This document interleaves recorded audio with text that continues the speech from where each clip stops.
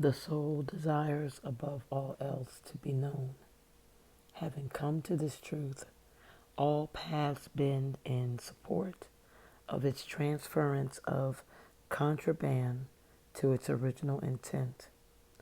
It finds solace within the radar of knowing that this is indeed the way. Paths once visited cease offering their potency, seeing as they no longer invoke the same response. I remember the melodramatic scenes that were attached to each bated breath,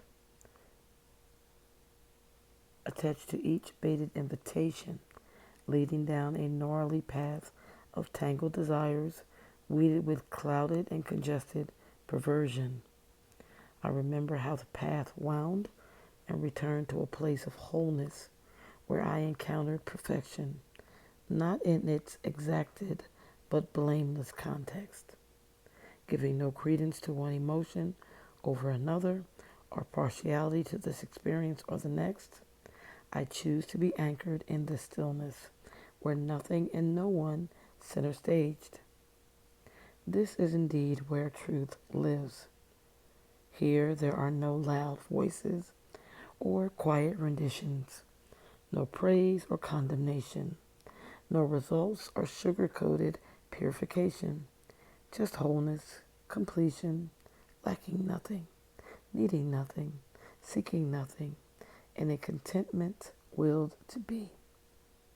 It is here where the outer stirrings implode to death, to be laid bare, stripped of all hypocrisy and wind-blown honor, to receive the full flogging that is mandated for crimes of this nature, giving full recompense for every thought, word, and deed, leaving the soul emptied of its limited power and open to future encounters, to stymie any further idyllic combustions for the peace of knowing.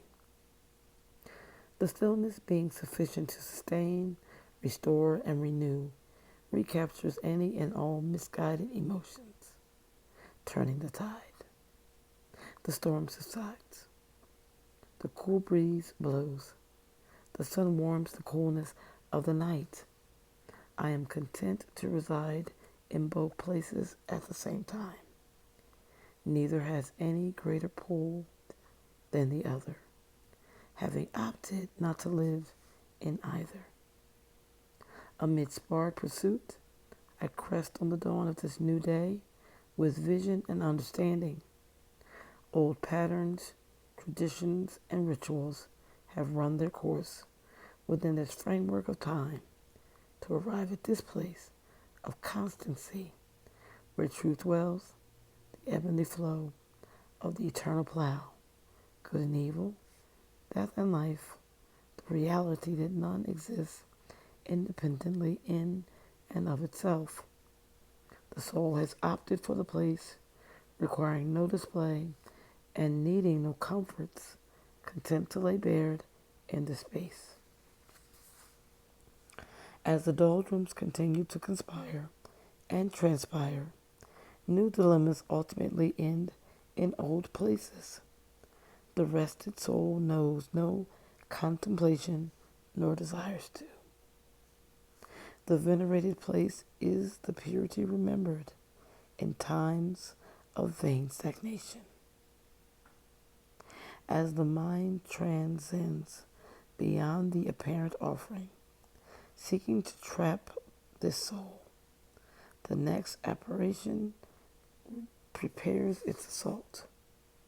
Only this soul, having once been held captive to every sector of its world, has fully denounced all previous allegiances, forsaking all others, mouthing an adieu that rings from its deepest crevices to an existence that was settled before it began. Truth lives where denounced familial rituals and religious jargon, once parlayed, now severed at every junction, preempting the soul to arrive at this place of nothingness. The hoopla of feeling good has its fervor, all fear of evil banished, understanding its foreboding, now mirrors reflectively as the good. Choosing no longer to stagnate in this place, but move in the constant flow of knowing with ready recollect at a moment's notice. No striving in retained data and cataloged files, all things remain wholly united in this place of ready recall. The awe-inspiring presence in this place is a well-traversed path through every gamut of human experience, delivering the soul to the state of peace. It is solemnized in this overwhelming presence, settling sorrow within the walls of this soul, now exercised and scathed without notice. Its access rests solely in this perfected place. All things filtered here are positioned here for the purpose of rested evacuation. Sight is the plight for those with eyes for everything that can be seen. It clouds the lens so heavily that a lifetime is what is needed to produce the glare that will eventually give way to blindness. The calm that ensues will be a constant reminder as the tide turns and all fades to black once again. As a house has many rooms, so does the soul. It is compartmentalized in varying degrees and dimensions to its detriment and liberation. A room left unwept collects much and is in need of deep cleaning. Another room postures as the showroom where all appears to be in order. It bears a resemblance of liberty, purity, and tranquility, when in all reality it is at the boundary marker, the breaking point of all chaos being held at bay, resident within the framework of the same house. This gives credence to hypocrisy immeasurable, while the soul cascades in deceptive chasms filled with destruction, as the table is decorated so ornately, while the beds go unmade and the kitchen goes unclean. The goal is to keep the sojourner mesmerized by the formal setting and prestige modeled in the living space, divulging its disparity and lack while appearing to be clothed in wholeness, purity, and perfection. The division within one's house is the synopsis of being in the world but not of it, being at peace within the testing and trials that occur within one's mind, heart, and spirit, all central to the soul. It becomes so easy to paint a smile on a face, giving the illusion of happiness, but far more difficult to paint one's soul, its essence translucent to those who have eyes to see. Though observing trials and struggles in one dimension, the rested soul remains wholly intact, in failing to further divide and disintegrate into millions of pieces at the onslaught of attacks allowed its proving through testing and refining to the source. Once grounded within the source, the avarice effect fails to sequester one in terror's grip. It is viewed from afar, and its categorical onslaughts are welcomed in purification. The rotation must complete and carry all that was bred from its flourishing. The pain, hurt, anger, disillusionment, rage, sadness, grief, sorrow, failure, and heartache all serve to drive one's soul to the place of utter banishment and be established in nothingness. So important are the workings within one's soul to the light reflected from within that the degree to which one allows itself to be exposed and freed is to the extent that the light radiates without. It cannot be fabricated, decorated, or costumed to give an appearance that ultimately denies the truth. Unlike the outer appearance, the inner surveillance transcends all things tangible to revolutionize all internal systems in alignment with its universal origin and project the true intent of its creation congruent to the clothing hung on the frame. Souls see beyond the apparent physical beauty and vacillate among the scars and wounded arteries for the seeds, buds, sprouts, and fruits of its launching. After surveying all the lands, still coming up empty and destitute, it arrives at a place of utter abandonment with no desire to capture or be captured.